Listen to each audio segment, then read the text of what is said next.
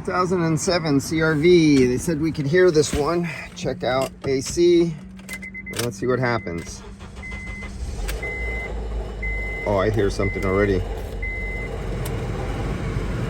Can you hear it? I think since the noise was there before I hit the AC button, it's the clutch bearing. Get my safety glasses on because if something comes apart.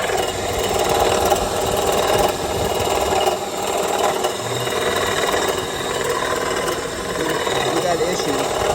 I just can't see it.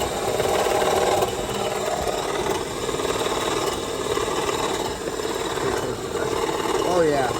Well, we know it's it, but holy moly, there's a vibration case. The whole engine's vibrating.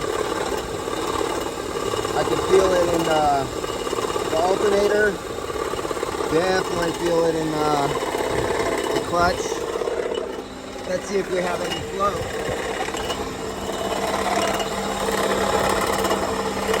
There's the discharge line. It's cold at the discharge line. There's no temperature, so nothing's happening. Just a lot of noise. Yeah. Nobody's home. That's an easy one. Everything. Compressor, lines, expansion valve, flush evaporator, new condenser. The works, $5,000, and will be running like new again.